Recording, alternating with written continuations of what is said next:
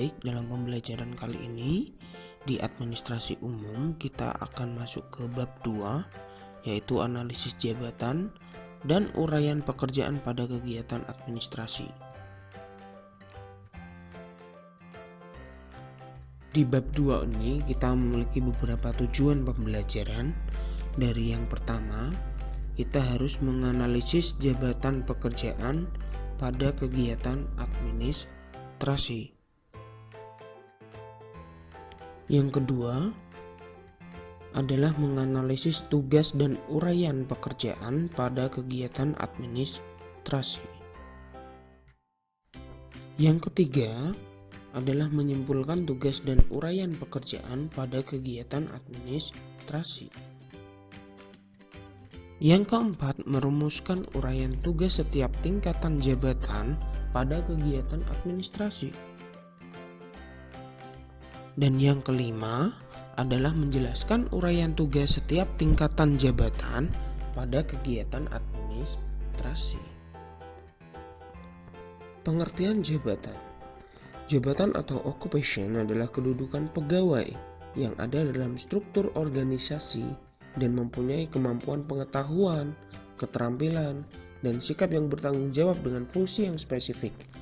Jadi jabatan adalah suatu kedudukan yang diduduki oleh seorang pegawai. Nah, seorang pegawai ini memiliki kemampuan pengetahuan, keterampilan di bidangnya itu sendiri. Nah, itu yang menentukan jabatan seorang pegawai. Berikutnya adalah jenis jabatan. Jenis jabatan ini ada beberapa jenis yang sering kita ketahui dalam suatu organisasi. Yang pertama di sini adalah kepala kantor atau pemimpin kantor atau direktur kantor. Nah, pemimpin kantor adalah orang yang membantu dan bertanggung jawab terhadap kelancaran aktivitas kantor secara keseluruhan, mengatur pembagian tugas pekerjaan personil, mengatur mekanisme kerja, dan perlengkapan kerja kantor sesuai kebutuhan. Jadi kepala kantor ini adalah seseorang yang menduduki jabatan paling tinggi, di mana dia harus mengatur secara keseluruhan terkait pembagian tugas, mekanisme kerjanya nanti bagaimana, dan perlengkapan apa saja nanti yang dibutuhkan saat bekerja. Nah, jadi dia memiliki tanggung jawab secara penuh terhadap suatu organisasi tersebut. Yang kedua ada manajerial. Nah, bagian manajerial adalah orang yang memimpin dalam pelaksanaan pekerjaan dengan menjalankan fungsi-fungsi manajemen seperti yang sudah pernah dibahas. Ada planning, ada organizing, actuating, controlling, dan evaluasi sampai tahap yang terakhirnya. Lalu jabatan manajerial ini adalah jabatan yang memiliki bawahan.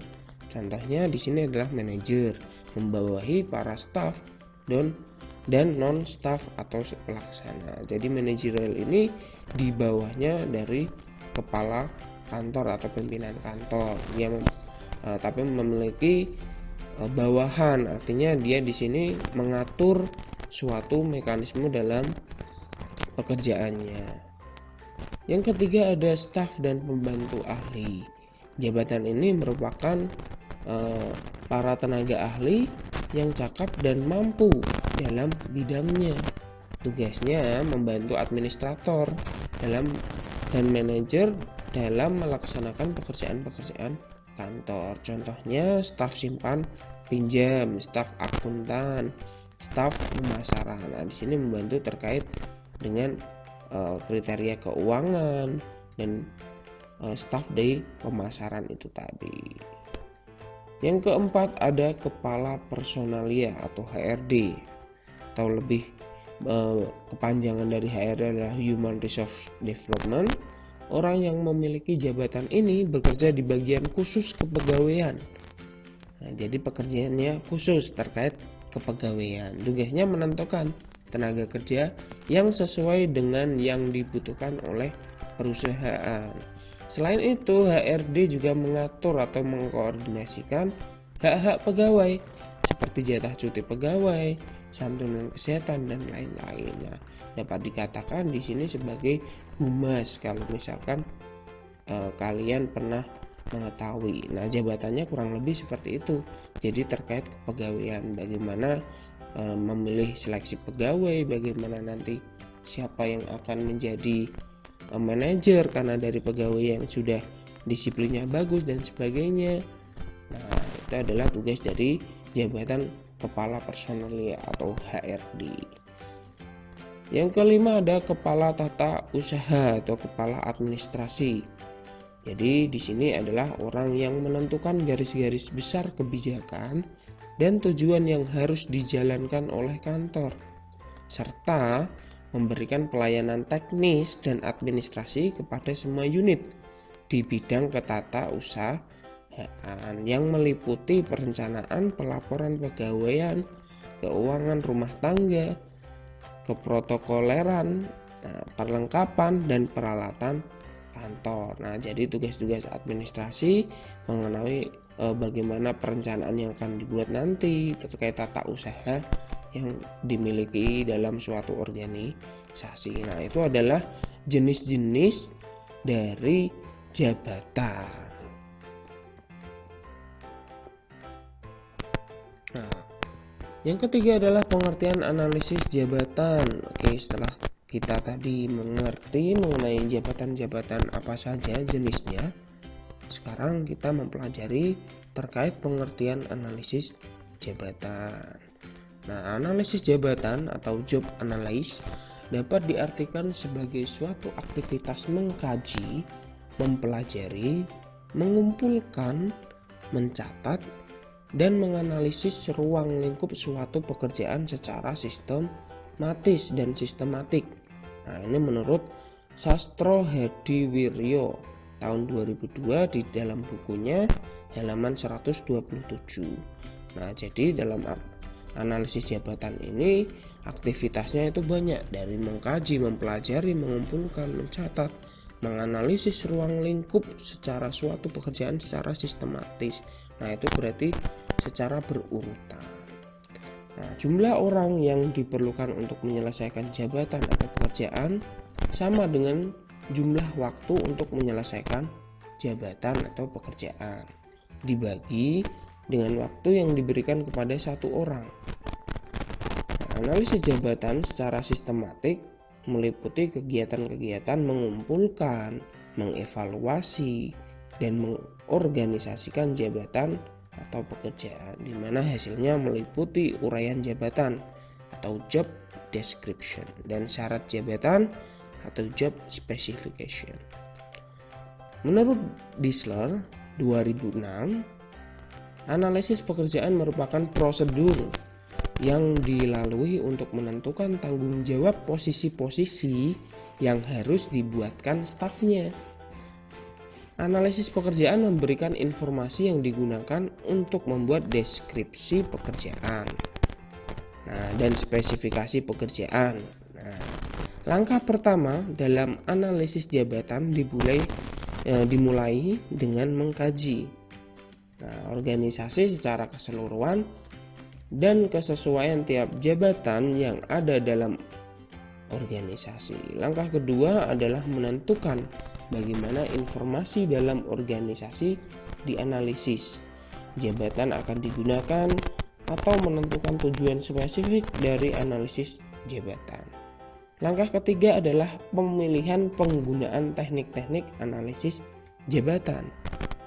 Nah, teknik-teknik ini digunakan untuk mengumpulkan data tentang karakteristik jabatan, perilaku yang disyaratkan, karakteristik yang perlu dimiliki pekerja untuk menjalankan pekerjaan. Nah, informasi yang diperoleh tadi kemudian untuk menyusun uraian jabatan. Nah, langkah selanjutnya adalah menyiapkan spesifikasi jabatan. Artinya, pengetahuan dan data yang dikumpulkan dalam langkah-langkah yang telah dilakukan sebelumnya digunakan sebagai dasar untuk merencanakan dan menjalankan kegiatan-kegiatan manajemen sumber daya manusia, kegiatan manajemen SDM, meliputi aktivitas-aktivitas seperti rekrutmen, seleksi, pelatihan, penilaian kerja, kompensasi gaji pegawai, promosi, pemindahan pegawai, atau penempatan pegawai. Jadi dalam analisis jabatan itu mengkaji secara keseluruhan dari awal sampai nanti sudah bekerja. Jadi dalam tahap rekrutmen, seleksi, pelatihan, penilaian kerja, nah itu benar-benar dianalisis kira-kira sudah sesuai belum dengan spesifikasi kerja yang diinginkan oleh suatu organisasi atau suatu perusahaan. Nah, selain itu, hasil analisis jabatan juga berguna untuk memberikan informasi yang berkaitan dengan hal-hal seperti berikut. Nah, deskripsi pekerjaan atau job description yaitu suatu daftar yang menggambarkan bagaimana tugas pekerjaan, wewenang, dan tanggung jawab yang diperlukan untuk suatu pekerjaan tertentu. Nah, dalam deskripsi pekerjaan juga dicantumkan nama jabatan, kode jabatan, tanggal pembuatan, nama penyusun, nama departemen, lokasi, hubungan dengan atasan langsung, kondisi kerja, dan waktu kerja. Jadi dalam analisis jabatan ini dapat memberikan deskripsi pekerjaan yang akan dikerjakan nanti oleh seorang yang sudah terpilih. Lalu ada spesifikasi pekerjaan, job specification, yaitu suatu daftar yang berisi tentang pengetahuan, kemampuan, dan keterampilan serta karakteristik lain yang harus dimiliki seseorang terkait dengan posisinya pada jabatan tertentu. Dalam spesifikasi jabatan, hal-hal yang perlu diperhatikan antara lain tinggi, berat, dan wajah, mental pengalaman kerja, umur, jenis kelamin, dan status perkawinan. Jadi dalam suatu spesifikasi pekerjaan itu berisi terkait kemampuan dan pengetahuan serta keterampilan dan karakteristik yang lain. Nah, contohnya seperti tadi, ada tinggi, berat, wajah, terkait mental, pengalaman kerjanya bagaimana, umurnya berapa. Nah, itu dilihat semua karena nanti akan menjadi spesifikasi pekerjaannya. Nah, kita tidak bisa memberikan marketing kalau misalkan orangnya tidak mempunyai pengalaman kerja atau misalkan umurnya sudah tidak layak untuk bekerja. Nah, itu merupakan spesifikasi pekerjaan yang perlu dicari dalam analisis jabatan. Lalu ada desain pekerjaan atau job design, yaitu suatu proses rancangan pekerjaan dengan penentuan tugas-tugas dan metode serta bagaimana hubungan pekerjaan tersebut dengan pekerjaan lain yang masih berada dalam ruangan perusahaan. Jadi analisis jabatan juga berguna memberikan informasi terkait desain pekerjaan, yaitu proses rancangan pekerjaan dengan penentuan tugas-tugas dan metode serta bagaimana hubungan pekerjaan tersebut dengan pekerjaan lain yang masih berada dalam naungan perusahaan. Jadi dalam rancangannya di sini menentukan tugas-tugasnya, lalu metodenya seperti apa, terkait desain pekerjaannya nanti bagaimana. Berikutnya adalah tujuan jabatan. Nah, analisis jabatan penting dilakukan sebelum diadakan perekrutan tenaga kerja. Ada beberapa manfaat yang diperoleh dengan mengadakan analisis pekerjaan, yang juga merupakan tujuan dari dilakukannya analisis jabatan. Adapun tujuan analisis jabatan yang pertama adalah memperoleh tenaga kerja pada posisi yang tepat. Nah, jadi dalam suatu pekerjaan, suatu job, nah itu harus diisi oleh orang yang memang benar-benar spesifikasi atau keahliannya ada di dalam suatu pekerjaan tersebut. Jadi kalau misalkan di tenaga bagian keuangan, harus yang dari jurusan akuntansi yang harus memiliki keterampilan dalam melakukan pengolahan angka. Nah, terkait akuntansi tadi, kalau misalkan kearsipan ya bagaimana mencari tenaga yang benar-benar dari jurusan perkantoran atau administrasi perkantoran. Yang kedua, memberikan kepuasan pada diri tenaga kerja. Nah, jadi analisis jabatan ini memberikan rasa puas terhadap diri tenaga kerja tersebut karena dia memang sudah sesuai dengan pekerjaan yang digelutinya atau sesuai dengan kemampuan yang dimiliki. Yang ketiga, menciptakan iklim dan kondisi kerja yang kondusif. Jadi ketika memakai analisis jabatan sudah masuk orangnya sesuai dengan kriteria yang diperlukan suatu perusahaan. Nah, jadi dia tidak akan banyak bertanya terkait job-job nanti akan yang dikerjakan karena dia sudah paham bagaimana suatu pekerjaannya akan dilakukan. Jadi tujuan analisis jabatan ini seperti tadi ada 3. Jadi memperoleh tenaga kerja pada posisi yang tepat, memberikan kepuasan pada diri tenaga kerja, menciptakan iklim dan kondisi kerja yang kondusif. Jadi ada 3. Berikutnya ada fungsi analisis jabatan. Nah, analisis jabatan memiliki fungsi antara lain yang pertama, pengadaan tenaga kerja. Spesifikasi jabatan merupakan standar personalia yang digunakan sebagai pembanding para calon tenaga kerja. Isi spesifikasi jabatan akan memberikan dasar pembentukan prosedur seleksi nantinya. Jadi dalam analisis jabatan ini dapat menyaring berbagai orang atau tenaga kerja sesuai dengan spesifikasi pekerjaannya. Jadi yang pertama di sini adalah dapat membuat pengadaan tenaga kerja. Yang kedua, pelatihan. Isi uraian tugas dan pekerjaan dapat digunakan sebagai dasar untuk mengambil keputusan. Jadi khususnya dalam hal program pelatihan dan pengembangan sumber daya manusia dalam analisis jabatan ini perlu, karena dengan analisis jabatan ternyata sumber daya manusia yang dimiliki masih kurang memenuhi syarat. Nah, karena sesuai perkembangan zaman harus bisa menguasai iptek yang lebih baik. Nah, akhirnya adanya dasar sebagai pengembangan sumber daya manusia, akhirnya diberikan pelatihan-pelatihan khusus. Yang ketiga ada evaluasi kinerja, yaitu persyaratan-persyaratan dan uraian jabatan dapat dinilai sebagai dasar untuk menentukan nilai pegawai dalam pemberian kompensasi yang layak. Ya, jadi dalam fungsi analisis jabatan ini dapat menjadi fungsi evaluasi kerja kinerjanya. Kalau misalkan kinerjanya bagus, mendapatkan bonus, mendapatkan tambahan insentif untuk pegawai yang kerjanya sudah baik.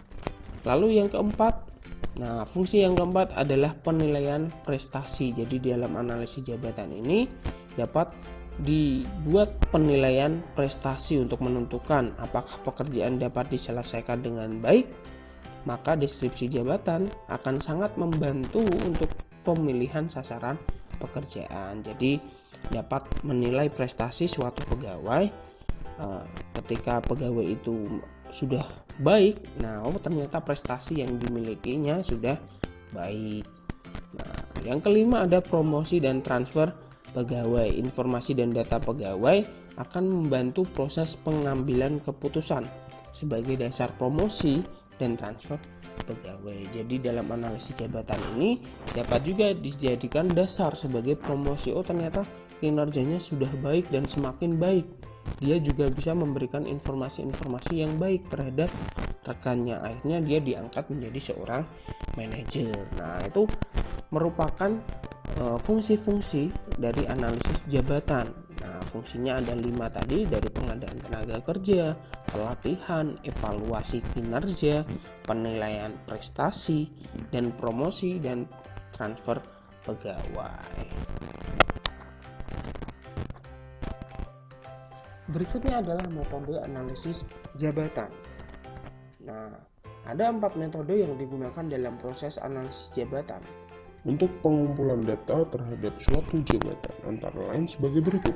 Yang pertama adalah kuesioner atau daftar pertanyaan, yaitu pengumpulan data menggunakan daftar pertanyaan yang sudah disusun sebelumnya, kemudian disebarkan kepada pegawai untuk diisi. Nah, kuesioner ini biasanya berupa pertanyaan-pertanyaan benar atau salah, atau misalkan dalam ada 5, setuju, tidak setuju,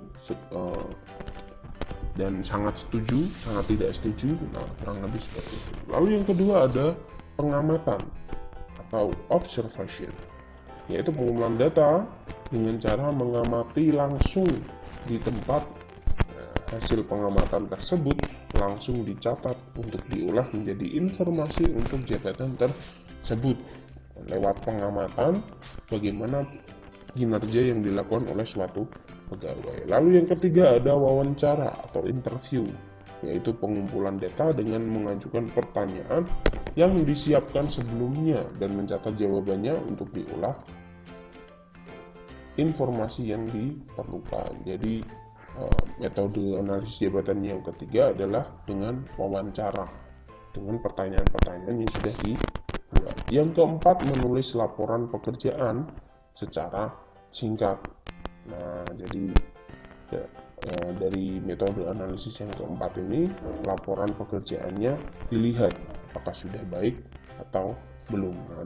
Jadi ada 4 di sini metode analisis jabatan yang selalu dipakai, dari kuesioner, dari teman-teman yang menilai, jadi pengamatan berdasarkan manajer nanti yang menilai, atau interview nanti ketika diwawancarai entah itu oleh pihak kepegawaian HRD, lalu melihat dari laporan pekerjaan yang dibuat.